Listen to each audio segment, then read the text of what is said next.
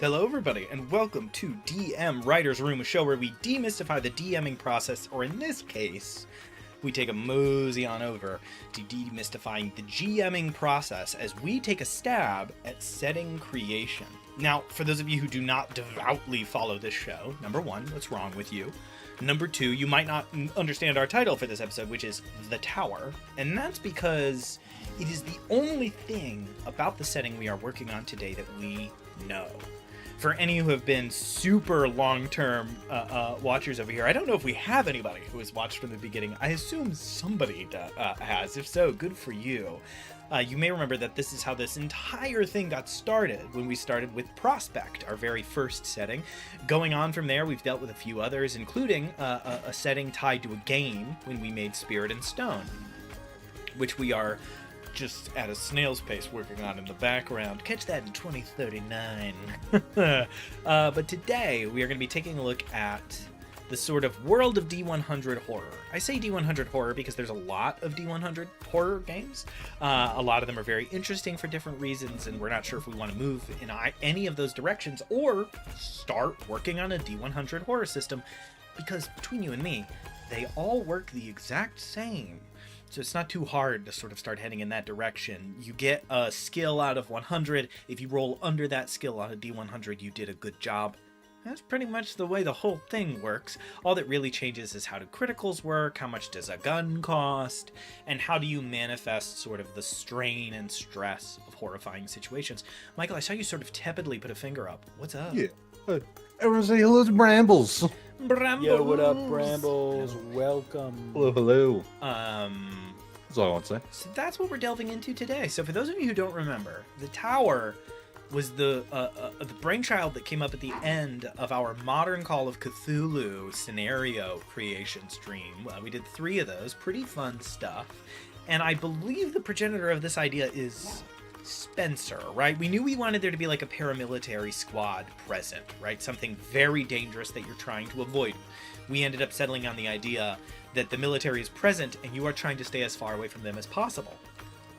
And then we were trying to sort of source out why they would be so aggressive and hostile, and how it's okay for them to be here, because the scenario we had described was really pretty deadly and far along in the journey. And Spencer's idea was that these were people either part of the government or outside of the government whose only task was this.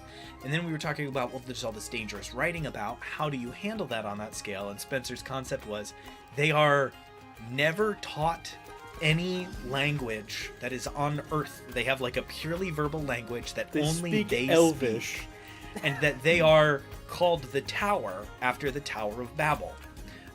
Immediately we loved this idea and have sort of not stopped talking about it behind the screen, and so quickly that developed into like, okay, how do we make an entire setting with that as the basis? Because it's definitely too silly for Call of Cthulhu. And it's definitely too rootin' tootin', I would say, for your Delta Greens, or even Pulp Cthulhu is like still a little odd, although the cover of Pulp Cthulhu does in fact have Cthulhu sort of King Kong style climbing up a building while he is shot by a plane with guns on it, so maybe not. And so that's what we're going to be taking a look at today, right? We know where the modern state of this world is, which is, we know one thing about it, which is that there is a group called the Tower, and they're pretty damn fantastical. And so that's a really good kind of setting note for us to start with, is this idea that we have a military group called the Tower. The Tower is a verbal culture. I think we went so far as to describe them as like having their own entertainment that is internal to the Tower, which I thought was very funny. So we know that there is this paramilitary squad that handles alien threats, and their solution to not wanting to read mythos tomes and be driven to the brink is to never gain the capacity to read them, to evade the sort of mental invasion that can happen by not participating in the languages of the earth. Hence the name the Tower is in the Tower of Babel. So, I see 2 ways that we can go about this, and this is also really common DMing advice, so I'll give it as DMing and GMing advice for whatever system you play. when you are making a world, you kind of have two places you can start from, the macro or the micro. And the larger scale or the smaller scale you start at, the better. What I don't recommend is the middle. Don't design a whole city for your players to interact with and then try and like slant and fill things out. Either start in a very small town and don't do anything else. Start with the town, come up with the god for that town, like that town has a temple to, and if one of your players wants to worship a god, get their god nailed down and just do that, and then slowly add as you continue. Or go macro, make a world, make a pantheon, make a country, and then drop your players in it, and then switch back down to the micro. So which of those two approaches do we think we are the most interested in? Because I also think that the two approaches that are the best for people watching you work on it. Do we know that the tower exists and their sort of hyper aggro nature and the rough breakdown of how they work, and that's enough for us? And so it's time to move on to other groups that interact with them and the threats against this world? Or do we want to start on the micro and really figure out what's going on with the tower and have that kind of inform how the rest of the setting works? I had two things. I immediately started thinking of micro and like the tower, like not a village surrounding or anything like that, but like a physical tower. Sure. And then I was starting to think about how we could do like a monolithic tower, or we could do like an inverse tower where it's going into the earth or whatever planet we go into. You made a you've just you can't possibly have known, you've just made a great reference to a very popular cosmic horror series. Really? Yes, you've just made a great reference to the Southern Reach trilogy. Hell yeah, man. That's good funny. job. Woo! Second, also, Bramble said that he was able to see a little bit of this from the previous streams talking about the tower. Great. And so thank you. And also he said, send in the Jackades. Yeah. I agree. But yeah, so I didn't mean to micro. rip off of another... It's not a rip at all. One of the things you described is Inspiration. just, sort of synonymous. There's only so many, there's nothing new under the sun. Everybody needs to, no need to worry about that. So we want to start on the micro. So I have a question about the tower, and so does Michael. Michael's question is there a tower? Is there a tower somewhere? Is it called the Tower of Babel? Like, did they name it cool? Which I always love in a setting, because it does imply that they did have like a marketing meeting where they were like, we gotta come up with a good name. We gotta nail this down.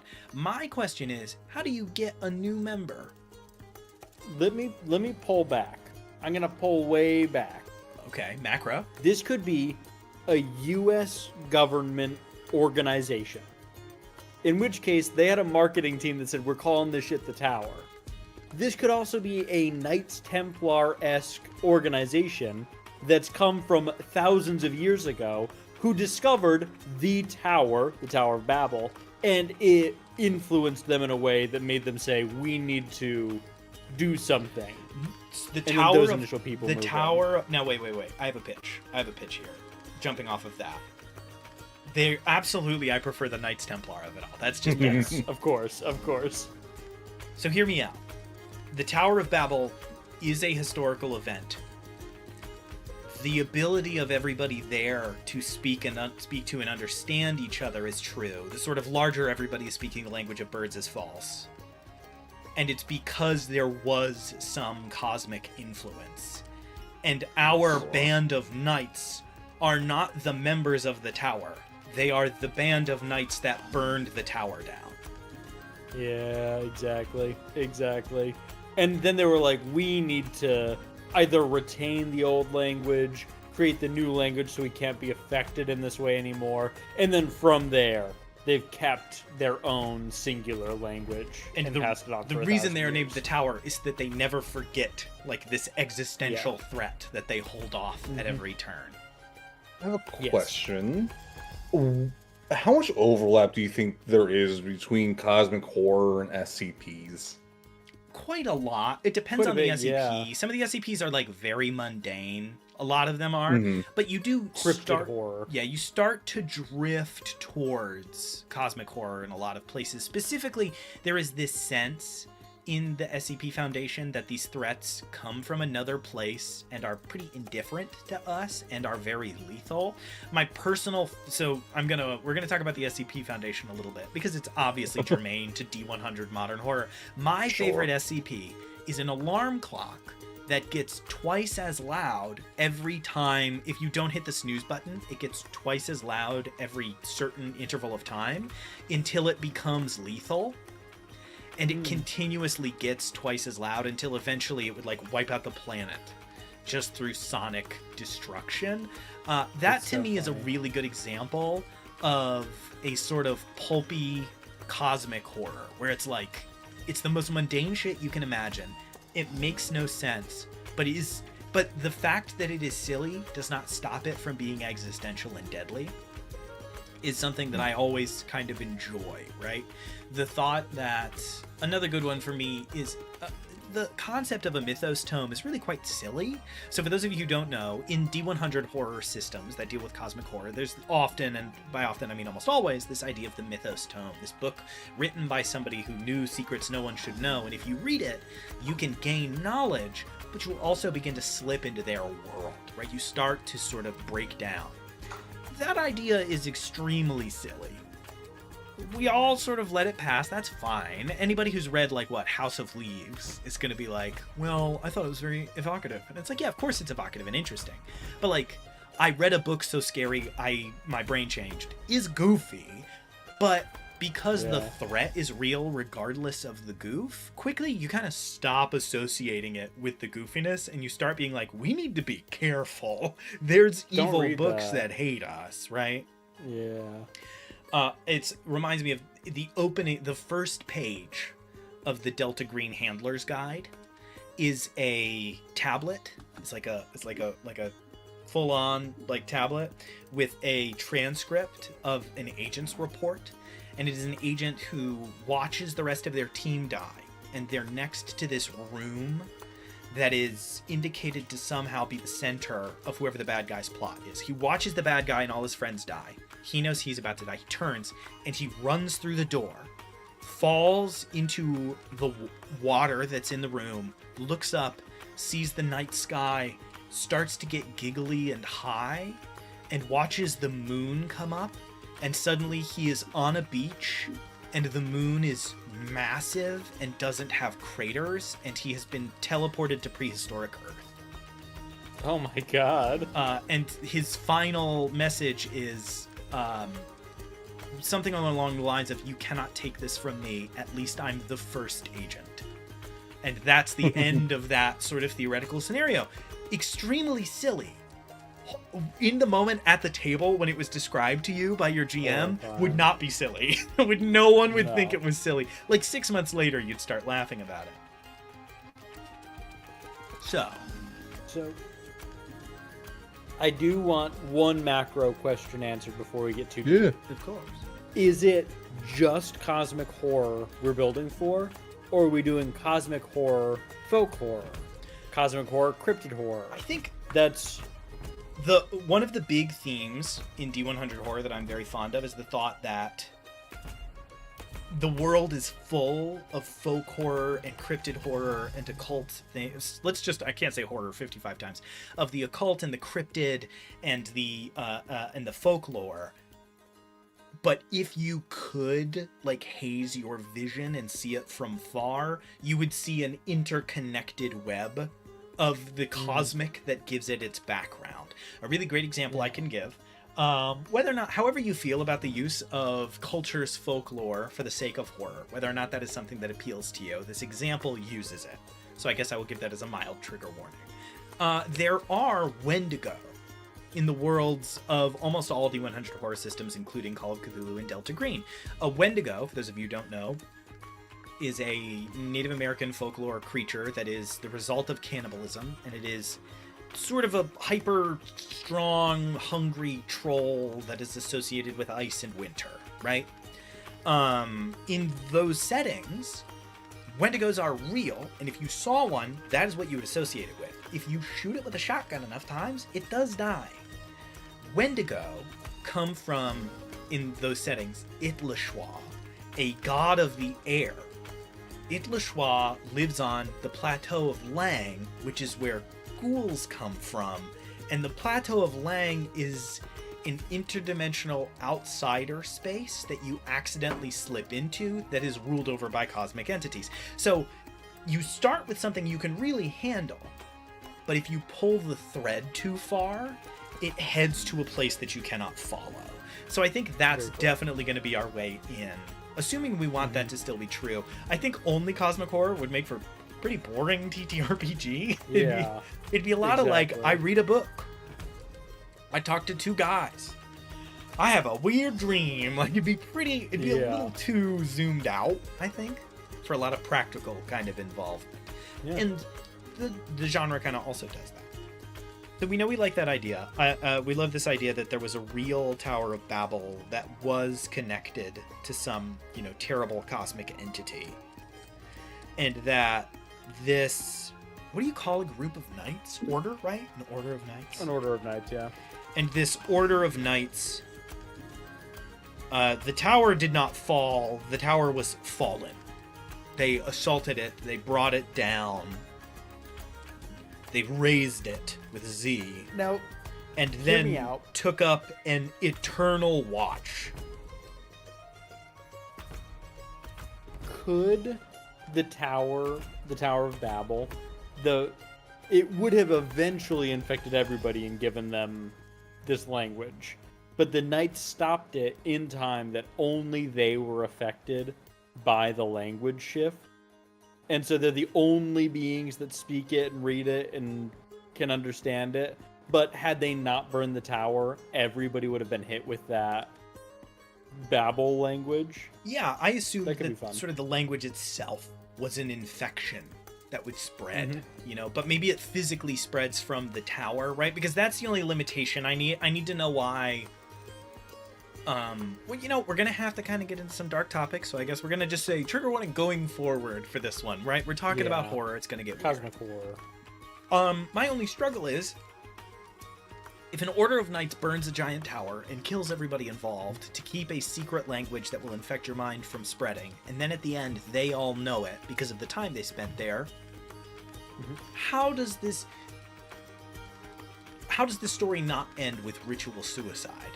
How does this story not end with, we are now the threat? Maybe it does. Maybe their children are the ones that take up the mission, and we have a sort of final scene, a la, 47 Ronin, of them all sort of ending their own lives, and then their children literally taking up their swords and, working to make sure that this never happens again? Is that what happened?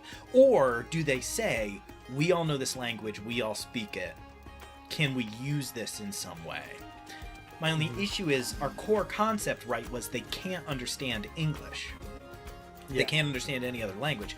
But if they all know this super language that everybody can understand, wouldn't they be able to understand everything? It wouldn't be a super language. They are incapable, when they're infected by this thing, of understanding other language. They can only speak, read, and understand this language they've been infected with. Once they destroy the tower, the infection stops. They still are stuck with Babel. They can no longer speak anything else. So with their offspring, they're like, this is what we've got. So So they teach their offspring their language. So this is a genetic language that no one else can learn. And it's stuck. And yeah, no one else can learn this. And if you're genetically predisposed to this, you cannot learn other language. Yeah. So you're stuck in the tower. Can I make a pitch that I really like, which is that this language is a recessive trait? Because I really like the idea that every now, because number one, you need this is a huge issue I have with post-apocalyptic media. For you to have a varied enough genetic pool for the world to continue to exist, you need about 1,000 people. You need I think it's 1,036. So you can't have. There's often like 100 people were put on the ark, and I'm like, and humanity died of incest Yeah. factoring about 30 years later. So you need about 1,000. I don't think that's enough to make like a global paramilitary squad. So my thought then would be, they trace these like family lines, and sometimes children are born that cannot speak, or at birth are speaking a language that nobody can understand, and the tower shows up like within 24 hours, and the child is scooped and sort of sent off. And it makes sense why some of them are part of the paramilitary and others are like entertainers that are doing performances for the groups and everything else. Not everybody's going to be a super soldier just because they speak this language. So it's more a secret society rather than a paramilitary group. They have that, but those are the knights that have taken up the mantle. There are others within the secret society that are just cloistered because they still don't want this, they don't want infinite recessive traits going out across the entire world where this will happen. They want it condemned. I'm just trying to think. So we have the Knights of Babel. What are what we call the others? Like the Residents of Babel? Or... Ooh. It People would that just be aren't like the super sect. soldiers. The sect of Babel. Well, it's interesting. We're gonna get... the Shadow of Babel. Now we're getting into a... Now, I have a question, which is at a certain point we might want to say that we're sort of done. Like, that we have what we need from this, right? Because, so our party is never going to run into... From what we've said, they will never run into, like, sympathetic members. It's not going to happen. What they might do is start learning about the tower to help understanding them. And we did gesture like maybe on occasion one or two of them gets a little too curious and will I think an example that I'm thinking of is, to them everything would just be a silent movie.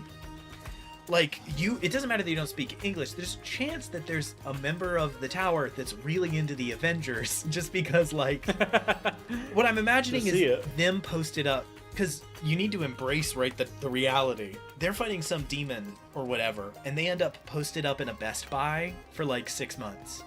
And on the TV in front of them is Pirates of the Caribbean 2, and it's playing on loop with no audio because that's what it came pre-programmed with. And so this person who was stuck in this thing for like 9 days just watched without audio this like countless times, and maybe would be able to put something together. So I think there's a chance for them to interact with like individual members, but that is always with the knowledge. I like the idea that as they look into it, they would learn like befriending a member of the tower is the most dangerous thing you can do.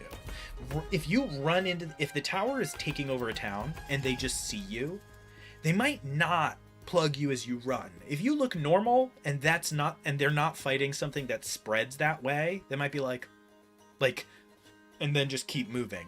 If they see you stop and talk to one of their members, it's done.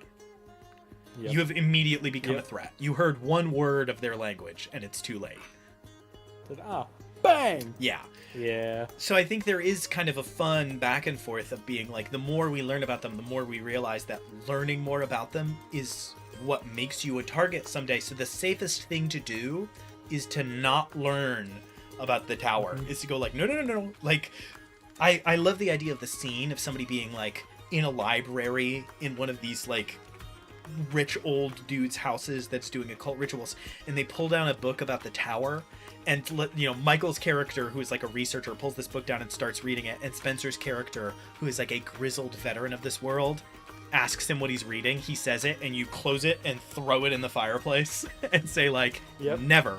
Not one word about them if you can help it. Because every word you learn adds you to a list of people that they keep their eyes on. And you don't want to be on the list. It's fine. It's fine. We're setting something up, a trope in a sense, of different societies speak no evil, hear no evil, say no evil, or see no evil. Different sects of different things that have happened. Yeah, I mean, the regular people certainly shouldn't speak the evil because then they will be found by the tower. I do think you said Shadow of Babel, and I Mhm. think that that would be the term used for people that speak Babel. When they're born with that, they say they've been struck by the Shadow of Babel. They're gonna be gone. Good. You're not gonna have that child anymore. Now, see, and I want to keep giving this. So, for you, if you're watching now or in the future, perfect DMing lore writing lesson. We said we wanted to start micro. Maybe you were thinking to yourself, how do you not end up with like a weird empty world? How do you not end up doing like what happened to the last season of Game of Thrones where they had to start writing their own stuff and everything got weird? So we've just hit a really important question. You can see how on the micro level, it quickly starts to factor out, and you have to answer questions as you're working. You have to say like, okay, so we know the Tower of Babel exists. How do they get new members? How do they start? And so then you get to say like, okay, so that's how you solve that. So now I have a new question. If these people are considered under the Shadow of Babel, right? They're touched by the Shadow of Babel. Somebody's going to come take them. We now need to answer a giant question about this world, which is, who says that? You live in, some small town in New Jersey, and your child is born, and and when they cry for the first time, it doesn't sound right. It sounds like there is syllable and language to it. And then, so does a doctor say they're touched by the Shadow of Babel? Does somebody come in and say, I'm so sorry, they touched by Babel, and then the tower arrives? Do people, not everybody, but do people know about them? Do you get cut a big check? Right? What does that look? So I see a couple of options. Option one is the most grim. For those of you just tuning in, we're making a D100 horror setting, and we're starting with one organization we came up with called the Tower, which are these people that fight against cosmic horrors by never allowing themselves to learn any languages so that they can find a book, see that it has words in it, and burn it without ever having to risk reading it. We decided that this comes from a real event. The Tower of Babel really did fall and all of that jazz. And so now we're trying to figure out, what's it like when somebody gets recruited? So if your child is born under the Shadow of Babel, I see option one. This is the grimdark option. That report gets out. That night when you go home from the hospital, everybody in the house is killed, the child is taken, the house is burned. That is the grimdarkest option. This is a perfect secret. Everybody thinks it's arson. It's very sad. Option two is conspiracy. Your child is born. Somebody comes into the room and they say, your child has been born with a rare genetic condition. We can send them off. You send your child off, you get a sad report later that your child has passed away, and due to the nature of the condition, you cannot see them. They are sequestered off. Option number three is, everybody knows about the Tower of Babel. Your child is born speaking the language. You begin to weep. The doctor comes in and hears it and mutters about the shadow. Someone comes in and hands you a check for $20,000, and they take your kid. Which of those three things is true in this world? Are we making like a pseudo sci-fi world where everybody knows about this stuff and everyone is trying to avoid it?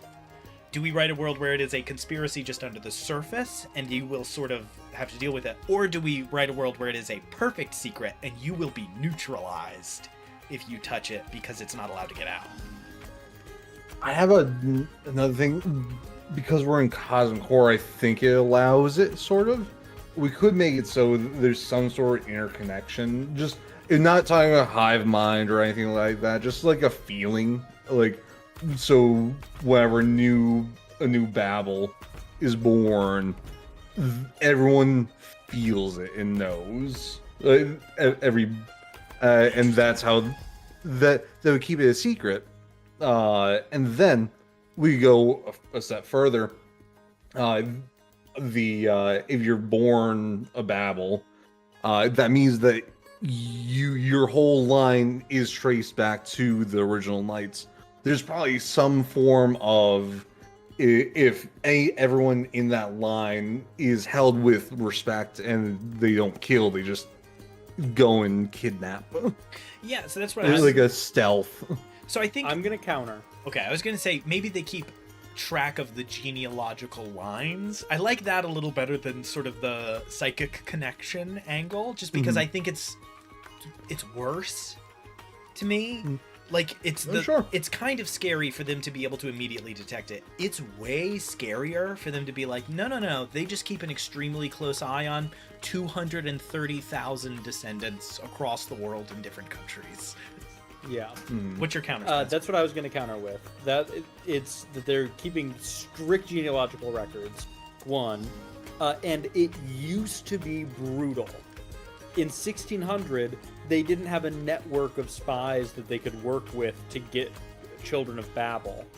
And instead, they would burn the family down and take the child when they realized it. And it was bloody and terrible. Now in 2010, or whenever the setting is, they do have that ability. They have people on the know, high up ranks in hospitals, stuff like that, that will spirit them away for them, so they don't have to do that. So I think that it's been a softening of the edge. But so we are going with a conspiracy. So it's not that nobody knows, and it's not that everybody knows. Spencer likes the idea that there is a group of people who know. And I will say, by the sound of it, it's a lot of people. It's not like, so for example, in Delta Green, the number of people who know seems to be quite low. There's a group with somebody in charge, and they don't tell the people beneath them a lot, right? They lie all the time to give them like some sliver of the truth. This makes it sound like a good chunk of the population, like I'm talking like 0.5%, knows, and they talk about it, right? They don't necessarily, I'm sure they lie to their underlings, but a good chunk of them are like, a child has been born. For someone to say the sentence, a child has been born under the shadow of Babel, means that they have said this to people before. This is not weird to them. They don't have some other way of saying it, right? So do we like that? I'm happy with any of the three options. I like it, and I like that it's a defense mechanism for hospitals to be like, oh, this is the shadow of Babel.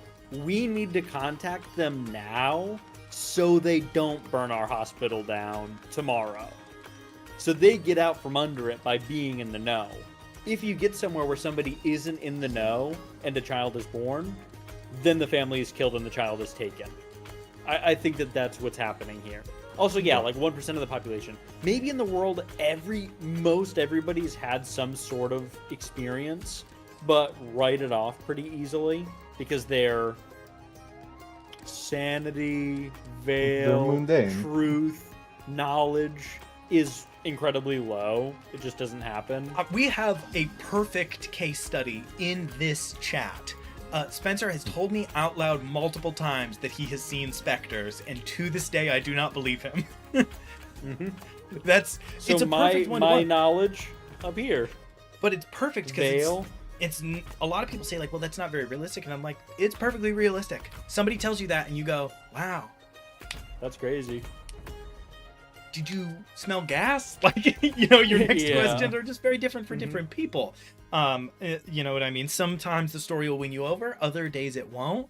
But for other people, it starts to build and you start to ask questions like, well, what am I seeing? There's definitely a version of our lives where Spencer starts tracking down other people with similar experiences. And that's making a team. And that's when you kind of get over but people do that. That's when you sort of get over the leap on the other side, right? Listen, timestamp this. If in 5 years this is a ghost hunting channel, Spencer has won me over and we all know who won the check. You know what I mean? There you go. All right, cool. All right, so I like that. So it starts very polite. It starts with something happens. They'll probably try to pay you, right? They'll try to make it so that it is as painless as possible. 1 gram of resistance is all the tower needs to change the way that they view the situation. Yeah. Is there anything else we need to figure out about the tower before we start to sort of look other places? So we know that the tower comes from the Tower of Babel. We know that those people were infected with a genetic language that they cannot escape, and that they have weaponized it to make themselves a sort of beacon that they can handle pretty much anything because they can't be touched by these outsider forces. They are hyper lethal. but they leave you alone if you are truly innocent and uninformed. So information is the danger. Somebody starts to learn about them, and if they're a member of a group of people who have been learning about the cosmic, somebody will pull them aside and be like, I understand the temptation. You need to stop. How long did you... I love the conversation of how long have you been researching this? 2 years. You are being watched right now. Yeah. If you've spent 2 years trying to learn about them, I don't think they will have done anything yet. You're gonna read one wrong thing, and then they're gonna get you. I like the... one thing too far. Specifically, the sentence I would like to hear is, have you run into any, like, weird good fortune lately? And I love the idea that everybody who has started to research this stuff, like, wins a scratch-off 3 weeks later and gets, like, $100,000. Enough money that it would make you stop and, like, go on vacation. They're like, hey, doing something else. somebody tried to stop you politely 2 months ago. That's what happened. This is not a coincidence. I don't know. So To me, fun. that's the sort of version of cosmic horror that scares me the most, is the thought of, like, even the windfalls are you being guided into a different direction so that you don't become a problem. Guys, I just had a character idea. Sorry, this is going to be a bit of an aside. Being born a twin, and the one twin being taken because they were under the shadow of Babel, and you not being born under the shadow, and knowing, like, having that connection, your family talking about it in hushed whispers, and that's what you're going after, is to find the answer. Crazy character study. That's good. But, Pencil that down. yeah. Write that down. Write that down. Write that down. Okay. So I don't think I need to know much more. Here are the questions I have left about the Tower of Babel. I don't really need to know much else. This all seems pretty cool to me. Question number 1. Is there a physical location that they are? And is it one place? Are there enclaves of them that live across the world? Or is there one place where the children of the tower, where those who are under the shadow of Babel live? Do they all live in the same place together? And they fly out to various parts of the world, in which case, I don't know, it's got to be like, what, Point Nemo, where you're the furthest from all other extant life? Or, I almost said one that is already taken by a show that just ended, which is so sad. Mystery County Monster Hunter Club. Their monster hunting organization lives on the Atlantic garbage patch. That's where they're set up, is on the transatlantic garbage patch. I almost made that joke and I was like, wait, that's from something. So, like, are they somewhere? Are they multiple places? I could see there being a giant main hub and then a few enclaves, just in major locations. Like there's, I could see us doing like the main hub being Bermuda Triangle, Something like that. Yeah, that's funny. There's a few different spots we could do for that. I do agree. I think that there's a main hub where most of them are, but to be combat effective, to like instantly react to these threats, they would need to have sects all over the world. So within a few hours, they could be anywhere. So I think that that's true. And there's probably defunct ones. Sects that were wiped out, that were never repopulated, that moved on. Now that air travel exists and it's not as necessary, they probably cut some of them. But you could find them and there'd be, you know, weird shit to discover. But... The thought that one of our scenarios for this game would take place in a defunct tower. Like, it has been abandoned, everybody inside was killed, but there are secrets there that could be learned. They don't burn everything, right? Some of it doesn't burn, and so they... again, another image I love is the thought of... There's always that temptation, right? To be like, oh, I'm going to read the book, I'm going to learn something, and then you try to burn it and it can't be destroyed, and you're like, the book haunts us to this day! The thought of somebody from the tower, like, tying a string to the book, suspending it in the middle of a bucket and just pouring a bag of Quikrete into the bucket and just sealing the book in concrete, pulling it out and sticking it on a shelf in like a vault somewhere and going like, it's not burnt. No one can read it. And then just leaving we can do is really powerful. It's really cool. Yeah. So I like the idea that they're like a hub and then spokes of a wheel, right? There's one big one, and then they're all over. You probably are always within 200 miles or something of one, right? Well, plane distance. You're always within like 500 miles or 1,000 miles of one. There's 3 in the U.S. There's 26 in Europe. They're sort of scattered at these kind of perfect equidistances. Okay. I have another question that has come up just because of the way they're interacting. We keep talking about knights. We know we want this to be a pulpier setting, right? We like D100 horror, but we don't love the all right, let's roll to see if your cut gets infected. We're trying to sort of disengage from that a little bit. Is there magic? Do these knights... We're heading in a Knights of the Round Table, Merlin the Druid direction. And I just want to know how far in that direction we're going. So in games like Call of Cthulhu, you can cast a spell. It's a bad idea. You shouldn't. You're inviting eyes to be upon you, right? You're inviting attention that could go poorly. And the spells are rare and often have terrible blowback. In other games, the sort of occult magic does seem to exist to some degree, but it is powered by these things, and so the reason you don't do it is just that it's volatile and dangerous. It's not quite the capital D dangerous that it is in Call of Cthulhu, but it's hey, be careful. You are constantly losing truth, or whatever we want to call it. You're constantly losing that as you continue. And so being one of those characters means you're probably not going to be in the campaign for too long. It's going to be a little short-lived, or absolutely not. When you touch those things, you are already done for. Or, yeah, man, there's wands. Yeah, you got it. And so twofold piece. I like there being magic. I love you lose. You have to use something to use magic, so your character is always losing something. I think it's cool if the Knights of Babel and all them, what they lose is every time you use a spell, they lose a word in their language that they can use. So you get people that are ancient and they use magic all of their lives, and they are silent. They can't even use their Babel language anymore. The monks of Babel, yeah. I'm sorry, the Shadow of Babel, the thought that there is a group within the group called the Tongue of Babel that use this magic and slowly lose their ability to speak as they continue is pretty good. But that's a huge choice about our world, and so I don't want to make it too flippantly. Spencer, do you have a dissenting opinion? I saw a little look across that face of yours. I think, yes, magic exists. Also, yes, you can use it. I think it comes at a cost that is not great, but cumulatively negative, and that would be your truth gauge.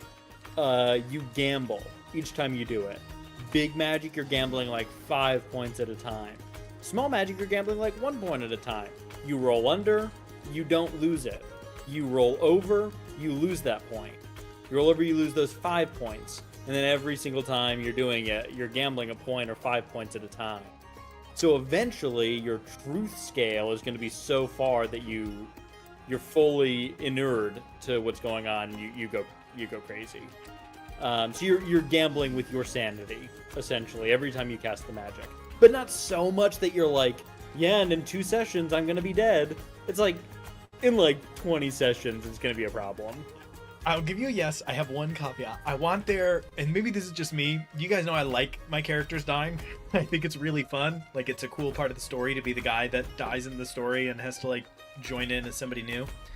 I do want there to always be a 1% chance that a Hound of Tyndalos jumps out of the nearest corner and tears your throat out. It'd be very funny if it was roll a D100. If you get anything other than a 1,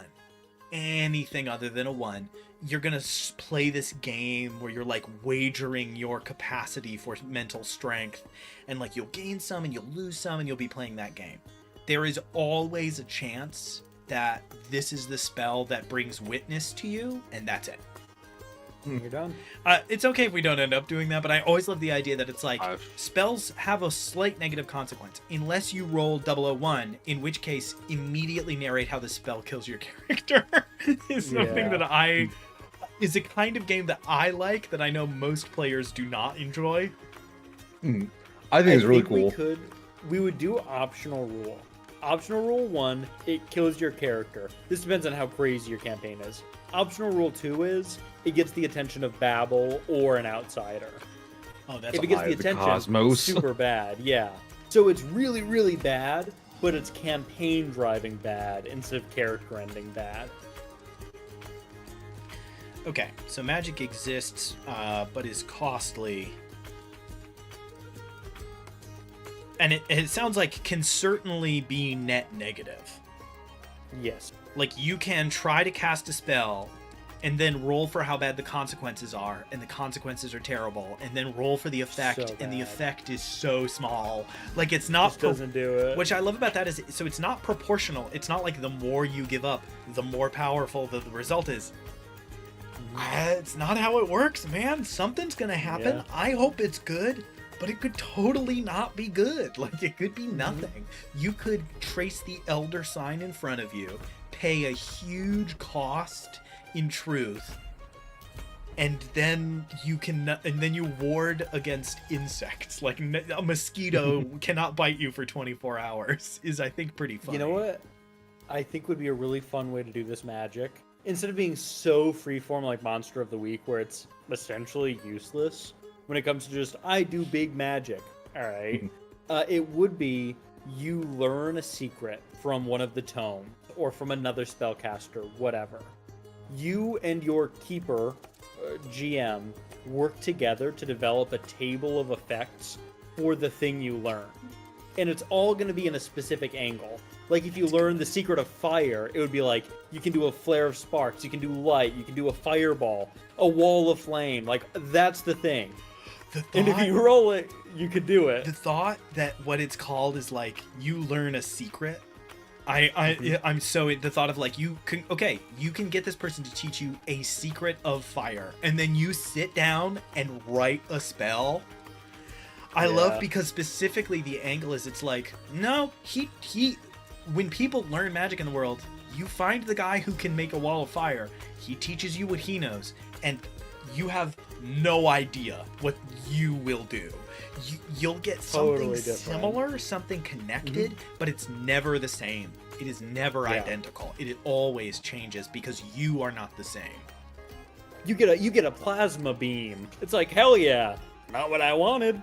Something else that would be cool with that, learning a secret, and it'd be an optional rule, but it could change like campaigns a little bit. When you learn a secret, it's like create a secret of the universe with this spell almost. Like, what secret did you just learn about fire? Yeah. Was it not? Did we only get it because an alien dropped it off here? It's really fun to be like, That's fun. You automatically gain 7 truth. Tell me what you just learned. Because knowing it is why you can do this. We're doing it together. Yeah. And it will that's worsen cool. with time as the specific, like, the mental image of this that's in my head is that when you learn a spell, right? Because I love this idea from the Tower of Babel. I think really central to the setting is the power of not learning more is very important.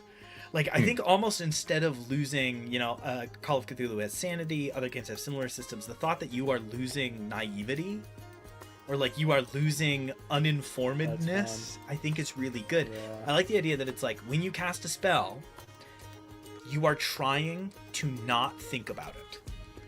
It's ignorance. Exactly. It's ignorance that you Yeah. lose. I love that in the background it's like, no. So when I'm rolling to cast a spell, you're like, what? So am I rolling to like be affected by the outside? And it's like, no. You need to think about that secret to cast it. And what you're rolling for is your ability to not have any new thoughts. Because in the background of your mind, the thing that makes you lose ignorance is that your brain starts solving the puzzle cube. It can't help it. How often does a friend tell you something and they're like, but don't tell anybody I told you that? And you're like, of course I won't. And in the back of your head, you're immediately like, okay, so if he just told me that about his dad, I remember last year at Christmas, and you start to undo the mystery, even though you know you shouldn't. I think this is the perfect example of like that background. Your brain starts firing up the processors and you need to shut it out and keep yourself from learning more. I think is really cool. That's really fun. Yeah. Okay. So, I take it our player characters are not a member of some like secret global organization, right? They're random people that are brought together by like different things. So we've put together two, not necessarily. I don't know if we want classes. Most D100 horror systems don't have them, but we could have like archetypes. So we have two. Spencer, I think, has manifested one in what I'm going to call the changeling. You are connected to the tower, and you have seen family members have children go missing. Maybe it's your twin, maybe it's your cousin, maybe your brother had a kid and somebody showed up and took the kid. And so you calling them like are shadowed or changelings, where it's like, no, you've seen it happen, and that's your like background. Versus for this one, I would love like secret keeper. You start character creation knowing one secret. You learned it as a child, and you have spent your entire life just trying to manage this, trying to keep this one secret like crushed down inside you. So I like that we're kind of finding archetypes. Really cool. Do we have some kind of like, is there a faction? I think there shouldn't just be one, obviously. This is not our only paramilitary death squad, I'm sure, that we will eventually come up with. I want to think of at least one magical faction. One faction that is involved with these secrets. I'm not saying it's bad Hogwarts or whatever, and they try to learn as much as they can. And I'm not saying it's the tower and they like viciously track down anybody who knows secrets. What is a faction that is just associated with this reality, with this idea of like the secrets that exist behind the world and trying to hide them or find them or destroy them? I've been getting pulled towards the idea of witches while we've been talking about this a lot. Sure. Where it's really localized magic, but there being a worldwide coven of sorts is cool. Where they know that the other people in the group know these secrets. They can rely on each other. When things go bad, they're also there for like local community stuff to try and combat it. So that would be like one way to have a coven of witches be the secret keepers. This adds such a fun spin to the historical idea of like the blind seer on the mountain is somebody who knows one secret and like has started to pay and is like paying other prices. I like the idea that you can sacrifice things like your vision to be better or to stave off. What did you say? What did you say? I didn't write it down. What did you say as an alternative for not knowing? Oh, ignorance. Like, you need to stave off ignorance by... It suddenly adds a really fun energy to, like, mystics in a tent inhaling toxic fumes. It's literally them, like, burning their brain cells, trying to not learn too much. Drowning yourself in alcohol, doing drugs. It's like, it opens your mind to these other things, but kills off enough that you're keeping your ignorance at the same spot. That's fun, to be like, what do you do to manage this? In between adventures and sessions, there's addiction, It's not headed in the same direction mechanically, but it makes me think of Blades in the Dark. It makes me think of like indulgence system in Blades in the Dark, where you can end up going a little too far. I immediately, for the record, wrote witches parentheses coven and parentheses Macbeth question mark. Like, I'm racking my brain thinking like we could keep witches. We could change it to like who holds secrets, like librarians, brokers.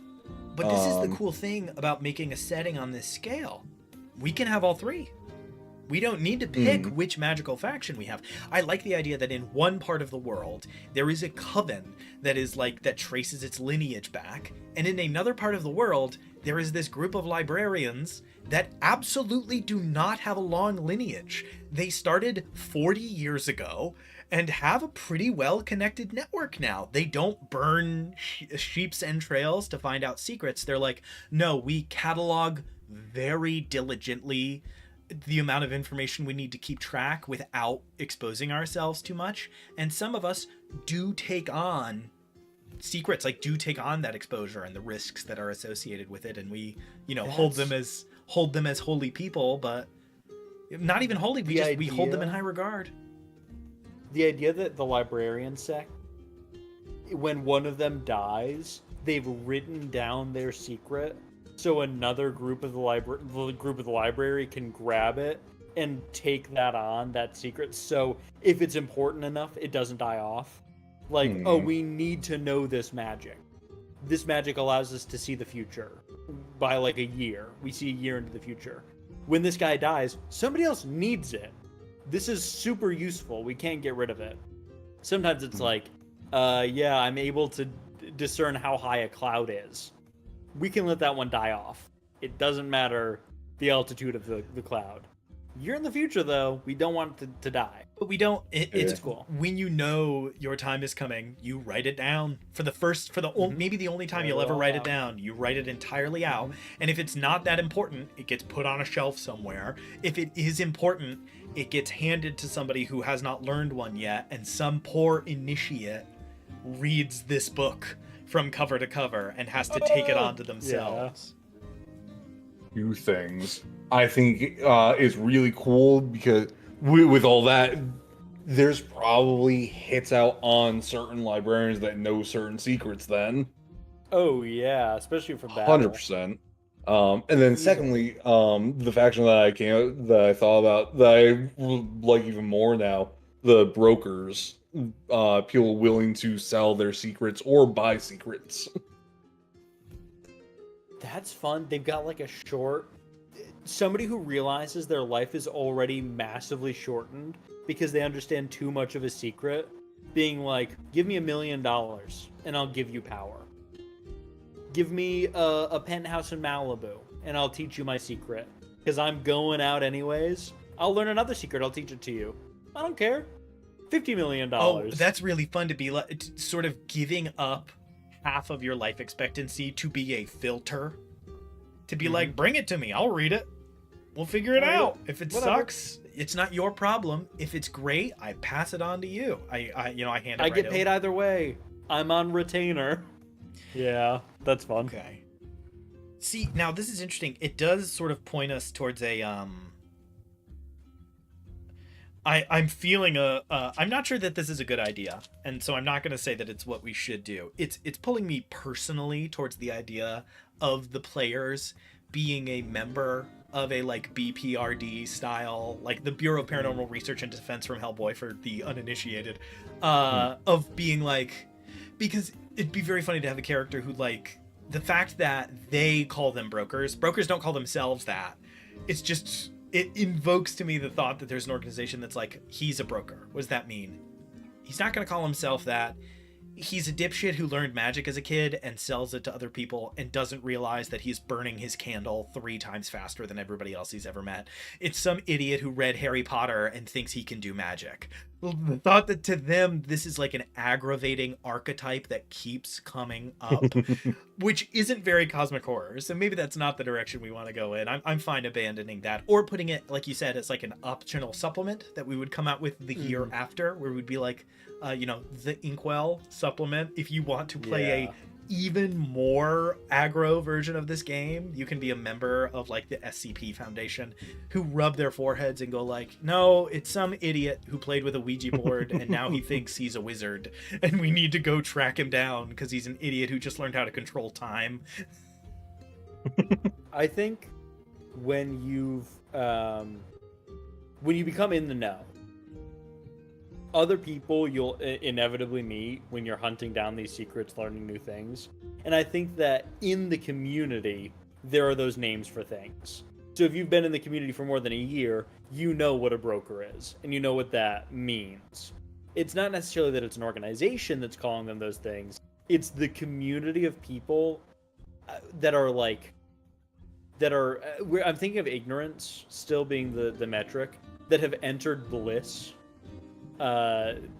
They've gotten through to reality here. They know that those people are brokers. They know that they're extraterrestrial creatures that control reality, whatever. So they have names for it. I like the idea that on the character sheet for this game or this setting, there is a bar that is your ignorance, and that there are like big bold landmarks that delineate it. And when you pass your first one, it's like 4 in, and it's called bliss. And it's, you begin to understand the true nature of the world in a way that you can really handle. If you stop here, the rest of your life will not just be normal, it will be improved. You'll be able to like bend. That's where all these stories start, right? You learn just enough that it's like, well, now I can like do a little bit of this and that. When danger comes, I know it's coming. I understand what's happening. I can get away. But it pulls you in, and the next one is like, okay, you're starting to not really be able to like relate to other people very well. Like your ability to speak to other people is starting to get strange. When people talk to you about the problems of their life, like we have a list, like pick one off of a list of traits every time you pass a border, and one of them is like anti-empathy. You lose the ability to, when people talk about losing their job, you're like, okay. What were you about to say? So it's bliss, and then I think it's burden. You're burdened by the knowledge you have now. Bliss burden, that works. We need to find the next, but I think the last one is like omni. You're omnipotent. Yeah. You know everything. And that is when you die. Yeah, it's very funny to have the last one be something like that, and it's somebody will come for you. Like before the end of this adventure, you are done for. Like, or you know what would be fun for that, because it's a cool incentive, because I know I know you guys hate the insta death mechanic. I love the idea of when you fill that last box in, it's you will be grabbed on your next downtime phase. That's what's going to happen. So you have the rest of this adventure. No one's crashing in through the window in combat boots, rappelling down from the side of the building. But when you all take your little 1-month break between cases, you will not be there when they get back. You know what I love the idea of? All the factions hunt down people who have met the Omni specification. They're all after them. The librarians, you're lucky if the librarians get you, because they will make you write down your knowledge, tell you the things that you do that are useful, and specify those things, and then keep you cloistered somewhere safe, like deep below ground forever. You get to the tower will destroy you instantly and everybody you've ever met. You don't want the tower to get you. And they would just draw a circle of influence where it's like people they interacted with too much. Kill. Yep. By the way, I love the... So that would be the faction. This is about to be a terrible thing to say because I started with I love the idea. I love the idea that the librarians like lobotomize people. They go, oh, I've got a great solution for you. Punk. Well, there we go. Because I don't know if this is where a deep cut. It's making me think of the sort of history we had for the. This is going off stream, so I will describe everything in full here. For the Riker Monastery, was that one of the things that they did was in D&D, so in Dungeons and Dragons, right? You have archmages who are great and terrible spellcasters. What happens when a 100-year-old spellcaster starts to show symptoms of dementia? What happens? What do you do next?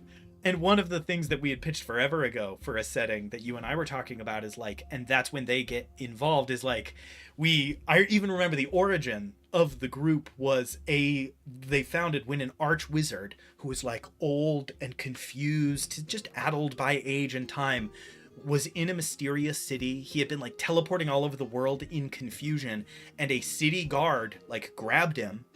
And the old man kept trying to explain what was happening, and the guard was like, shut up, we're going to bring you home. And just dragging him back.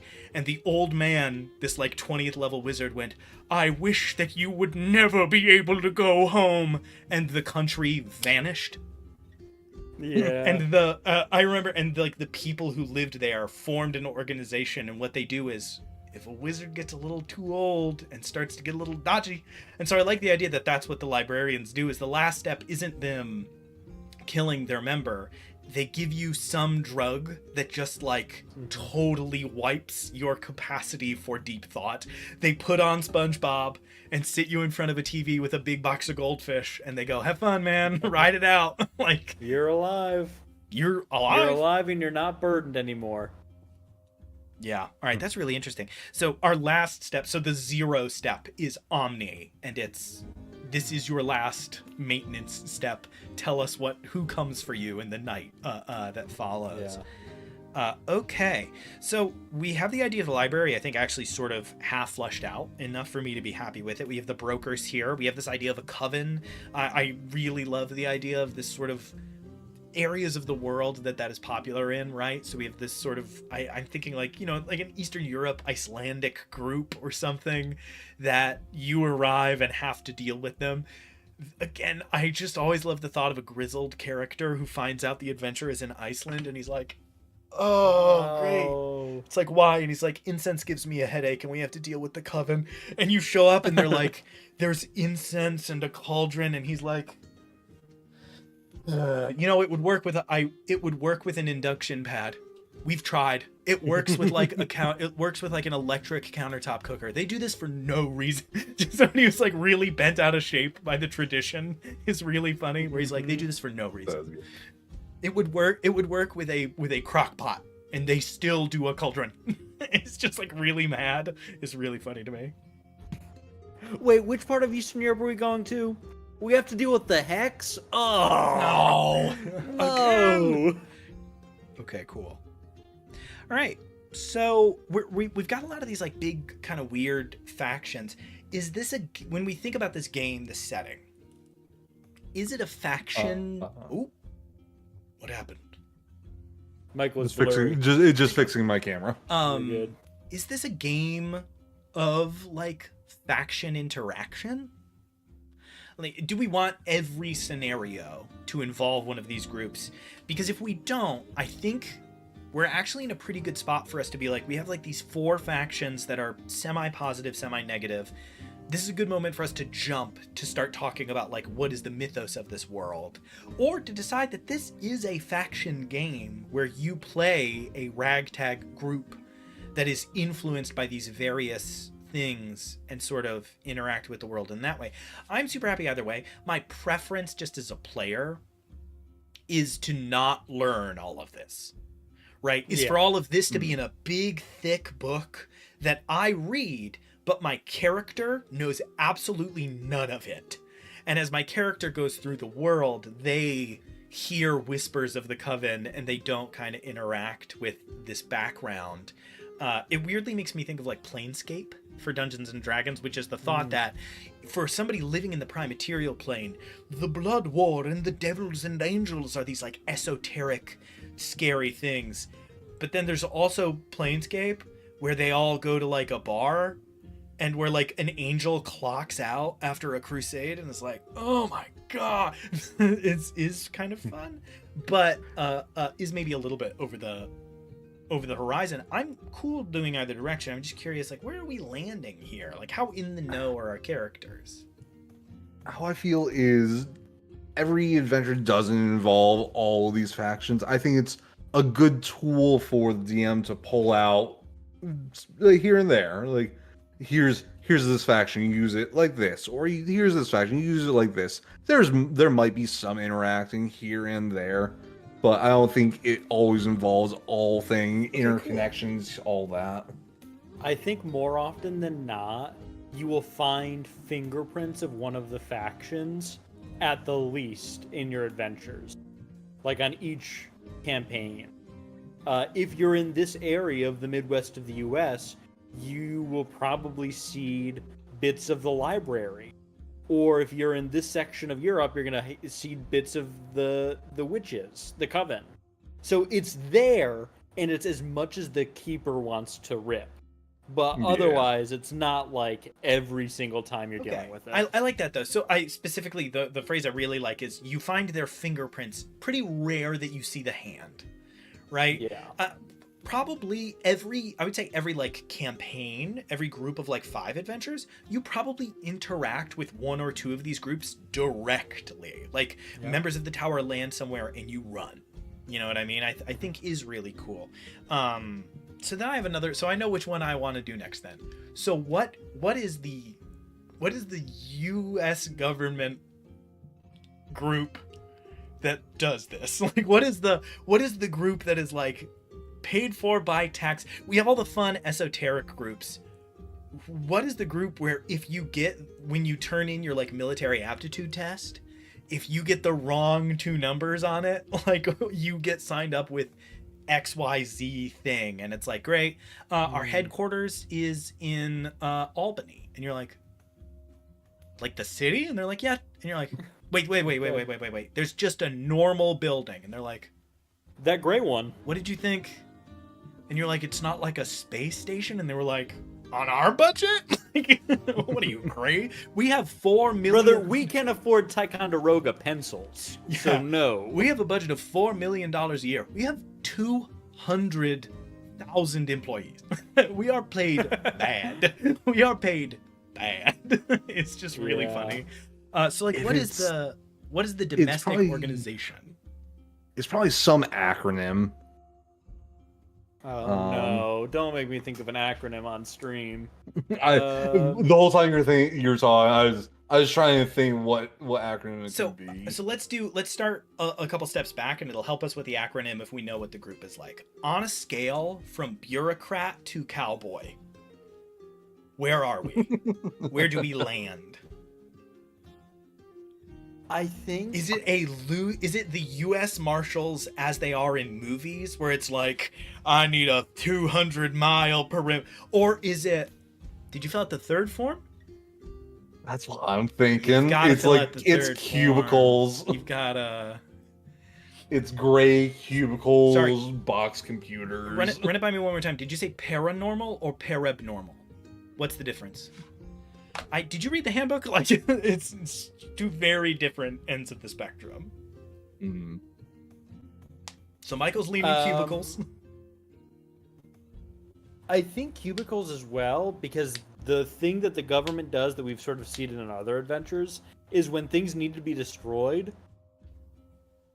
they probably just call in the tower, where there's a big red button. They press the button, it sends out some form that is like coordinates, and then the tower shows up and destroys stuff crazy style. They don't do that. They're cataloging, they're tracking information, they're making sure things go through proper channels, they're hidden well, but they're not showing up and shooting people to get stuff. When they do show up and shoot people, it's because it is too small. I love the idea that they send out a form that gets rejected sometimes. Sometimes the tower says no. Like, this is not big enough for us to like send. Yeah. Do you have any idea how expensive our private jets are? Like, we're not doing that. I'm still thinking of an acronym, because the first thing I thought of was HUNT, H-U-N-T. I think it's like a Homeland Unit of Non. Now this is where I get caught in a little catch-22 here, which is my first instinct was that's too cool, and then my second thought was, is it fun if the name is incredibly cool, and then the guy who shows up is like balding and has a beer belly and like a blue short sleeve button up, like tucked into his khaki pants, and he's like, hi, somebody told me that you were, and you're like, I'm sorry, I'm looking for Special Agent Carter Steele from Hunt, and he's like, my friends call me Cart. So you said I can classify it as a traffic violation, just like a really normal guy. Both of those are pretty cool. So let me tell you this. This is what I have written down. The Homefront Unit of Non-Existential Threats. They are not doing the existential problems. You guys don't get that. They're like, hey, you are the kind of shitty organization. Yeah, we're not doing that shit. That's not us. Say it for me one more time. Homeland? Homeland Unit of Non-Existential Threats. That is so powerful. The one I got, it's Cobbs. Cobbs. It's the Cubs. Get out of here.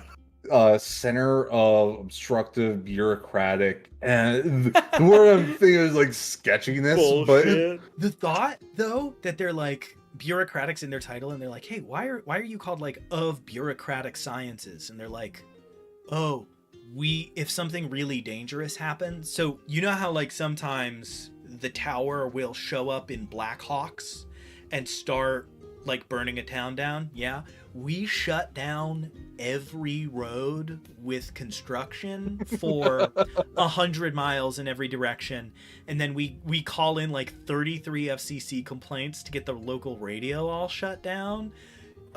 James has just said, Coming in. the surreptitious terrestrial undercover department, the studs.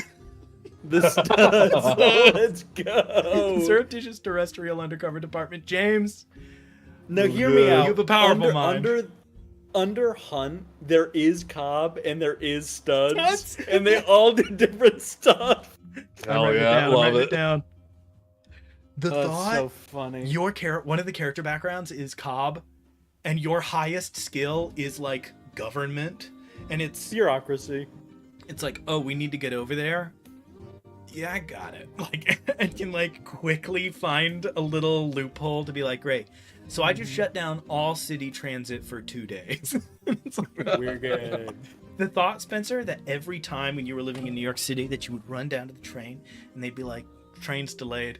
The thought that 3 seats down from you was like a dude with a mullet sitting in front of a computer who was like filing false reports to get the network shut down. There's actually a werewolf down the one line, so we gotta stop the one train for a little while. And it's just for a minute. And it's somebody's job. It's one of the studs' job to put on a cool hat and be like, "Are you sure we can't send the tower? They won't come? Great."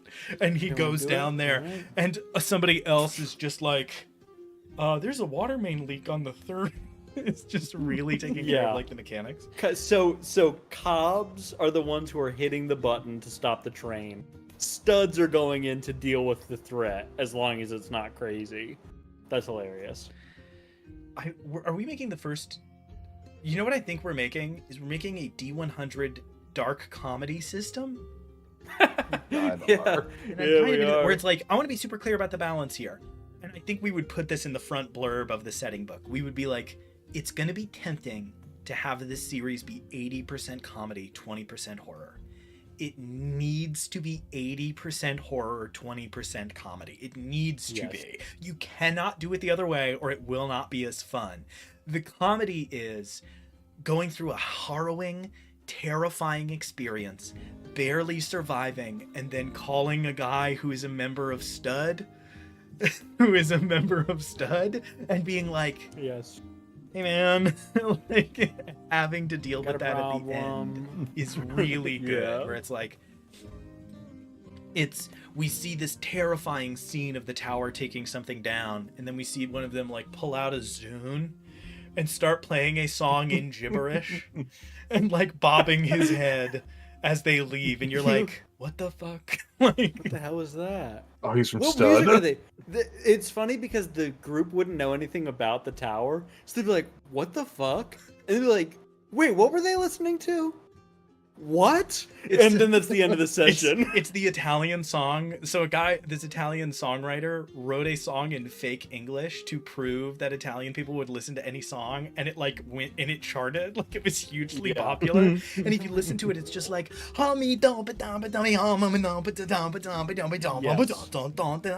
like it's just fake words. That's what they're listening to. Again, going through a terrifying experience, and then they pull out a Zune, and you're like, wait. Your character's like, what was that? They have Zunes? What was that? Wait. One of them turns up the volume, and you just hear gibberish as a helicopter takes off, and you're like, I have so many more questions. I need to be and done none with of them this. are cosmic I need to be done with this. And you just leave. You just leave. Exactly. So the theme of the game being your characters will have 100 questions at the end of every session. Maybe one of them will have to do with cosmic horror. Like maybe the one rest of them. is just what is going on. James, you may have just changed the tone of the entire setting with Studs. Studs is so funny. Okay, so now we have 5 minutes left.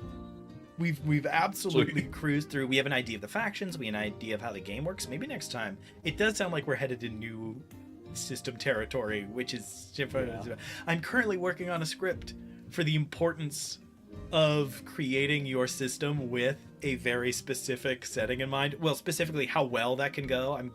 Because of Blades in the Dark, where it's like where it's like the two things are perfectly integrated together and it makes the game a lot stronger. So we have like 5 minutes left. I have one more kind of loose question that I want to answer. What is there a unified threat?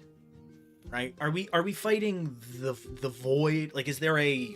It's another popular sort of question or comment here. Is there one unified bad thing that we are afraid of, or is it the kind of classic chorus of terrible things that you are constantly outmaneuvering something new and terrible that might not even be connected to the last thing?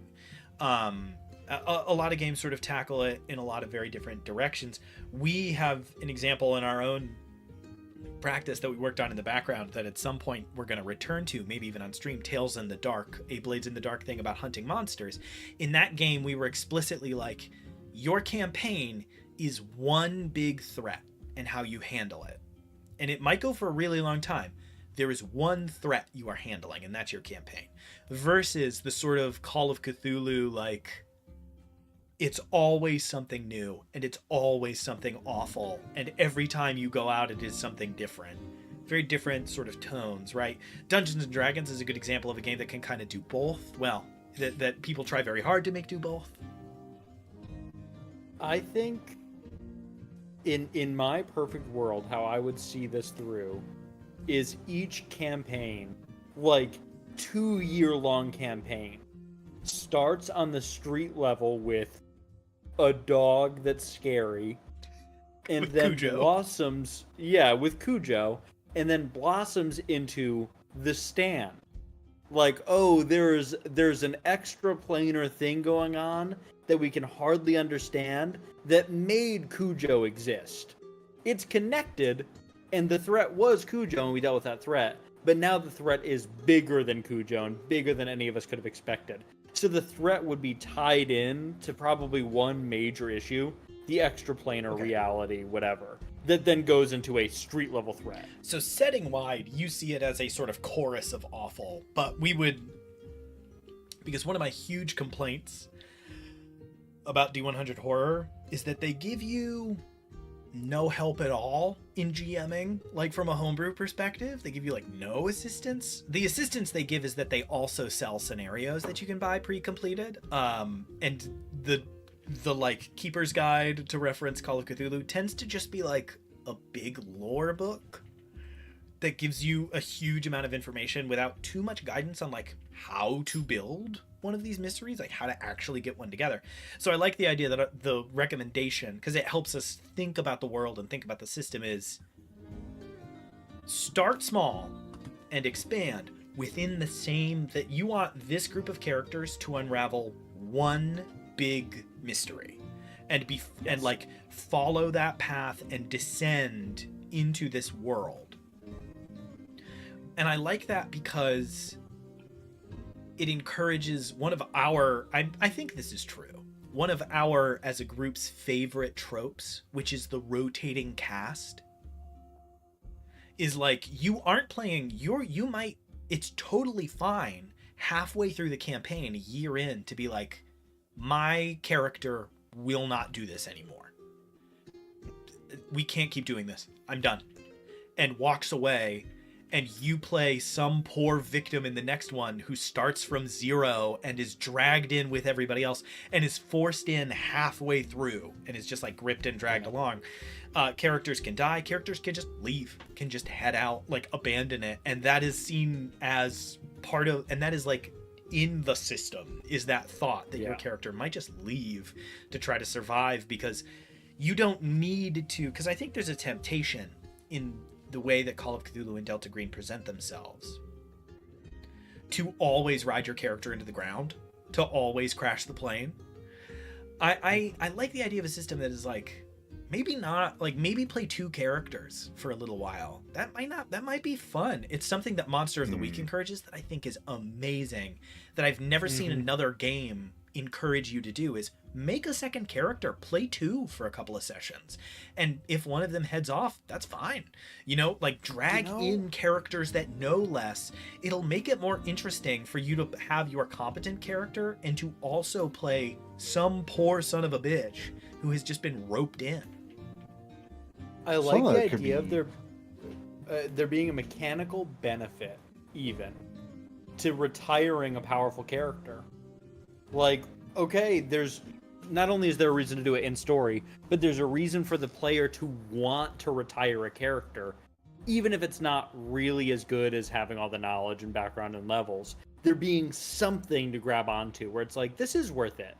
Not only do I get to play a new thing, I get this because I'm doing a new guy. I don't know what it would be. That'd be for a different stream. Like real structured downtime, and one of your downtime options is retirement. Yeah. Oh, I was going to say the mechanicalization thought I had was so you have a character super strong. He's been your ride or die. He's close on that Omni. Have him go on vacation for a mission or 2 or 3, and give if you do that, you get to decrease that knowledge a little bit. But it probably comes with something else. Like if you reduce this skill, it also reduces this. So you something like that. One of our downtime. So he comes back a little weaker, but also one of our downtime with activities less. is go on a bender, like Vacation. Sure. You come back a little Yeah. different. I had an idea for the retirement mechanic and what the mechanical benefit would be. Your character, I think when you build your character right, it's like a loose idea of what you kind of want it to be, but it's mostly, hey, what was this normal person like? A lot of people kind of criticize the Call of Cthulhu character creations being like, well, to make an optimal character, there's only 3, and it's like, just make a guy. Not the point. It's not an optimal system. Make a guy. Make an accountant. Give him the skills an accountant would have. So what I like the idea of is your first character is this completely fresh person. One of the retirement things should be you teach you foster a new person, and the benefit would be you can teach them the best of what you know, and they don't need to take on all of this other horrible stuff. They don't need to take on all of the weird neuroses you've developed, the baggage that you have. I think like we should have long-term wounds in the game that do slow you down and make you progress less. And it gives you, and have a sort of like master and apprentice system where it's like you can pass on the best of what you know.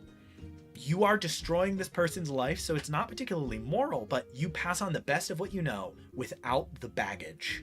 And this new character doesn't start as good as you ended, but they start much more prepared than you started and can become a much more powerful character. The only way to lose all of that is to die on the mission. And then you don't get to pass any of it on. Your knowledge dies with your character. Mm-hmm. And the idea of being like, these are all the skills you need to train. I'm teaching you how to shoot a gun, how to use explosives, how to read these ledgers. And I'm going to teach you 2 secrets. I have 6 secrets in my head. 4 of them have ruined my life and are basically useless. 2 of them are incredible. And you can learn them, and it's going to give you a negative effect, but it's not as bad as mine. Is so fun. And so fun. And another element of it is the so this character that you have like tutored, the other fun like negative for your new character is at least you got to live your normal life for a little while. This person doesn't. James has just thrown in one more, and I can tell the tone, being able to perfectly hear James go, one more. I just had another idea. Just gotta throw this in there real quick. The Periphery Intelligence and Xenological Investigation Ensemble, Pixie, the Men in Black. They are the cleanup crew that shows up to repress memory. That shows up. Yeah. No, wait. They are the cleanup crew that only shows up in repressed memories, dreams, or nightmares. Oh, so people talk about them. They're like, I saw pixies. And they're like, what the hell are you talking about? Men in black suits. The fact that there's... Whoa. The fact that if you... I love the idea of putting in a mechanic in the game where it's like, you cannot meet a member of Pixie and not have your mind wiped. So all you can do is narrate the memory you have, like the foggy, bad memory you have that they barely appear in, because they always wipe your... Has some kind of flashback mechanic where it's like... Yeah, you do like dream scenarios. At the beginning of the adventure, you're like, yeah, and you see a man with a scar down his face in a black suit. who you don't remember seeing, and then you wake up. And you just get little bits of Pixie from your repressed dreams each time. Is very fun. That is very fun. The line, send in the pixies. This is a job for Pixie. Honestly, a very fun thing, a tool to be able to pull out as a GM is to have Pixie, which is every now and again when you end an adventure, you just narrate the characters being somewhere else. And if they say something about like, well, I want to go, I wanted to go back and like search. You go, you're at the hotel. And they go, yeah. This isn't the kind of thing you could do after every adventure, but you could do it once. You could be like, no, you're at the hotel. Mm-hmm. And they're like, yeah, That's I know. The fingerprint. I'm saying before we left, I wanted to go back. And you'd be like, I understand what you're saying. You were there a second ago, and now you are here. And the player would be like, what? And you go back, and the building is, like, the wall has been remortared, but you walk Spotless. up, and you, like, run your finger down, and the mortar's wet. And you're like, what the fuck is going on? The bloodstains have been scrubbed, and it's just all gone. Your memory of it snipped out at the bottom and top. You have no idea what happened. You have no idea what happened. Cobb was That'd here. That's super fun. Bramble also said Pixie as a reverse Piper. Very fun. Yeah. Yeah, the Shout out opposite. Song of the Reliquary. Yeah, shout out Song of the Reliquary. Love that. So profoundly, perfectly good. And you guys out there, you lucky SOBs, you got an extra 6 minutes of free DM Writers Room. Look who got a little bargain for Memorial Day weekend. You lucky COBs. Luckies. I'm very excited to kind of keep working on this idea. I think it's really fun. I'm excited to get into a little bit of the mythology as we continue. My next big question is like, how much of the Lovecraft mythos of it all are we going to include? Or do we have a couple of streams of just making new cosmic terrors from beyond the stars?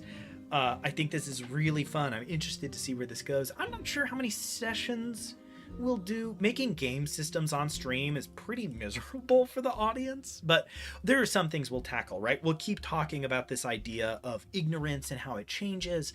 Those are the kinds of things that maybe we'll negotiate out. We get to do what every D100 system does and pick a new strange way to make crits work and how successes and failures work, because for some reason every single one of them comes up with a completely new system for that. So I guess that's a time-honored tradition that we cannot help but avoid. With that, I will say, thank you all so much for watching. If you're curious about the other shows you can catch and other things that we have going on, hang on just a minute, and we'll have a sign-off screen for you to look at to get all of those things down. Definitely check us out on Instagram. Spencer has been active on the memes, and we are going to begin using it like a company is supposed to, posting like updates of what's to follow and what's to come. Thank you all so much for watching. We will catch you on the next one. Peace out.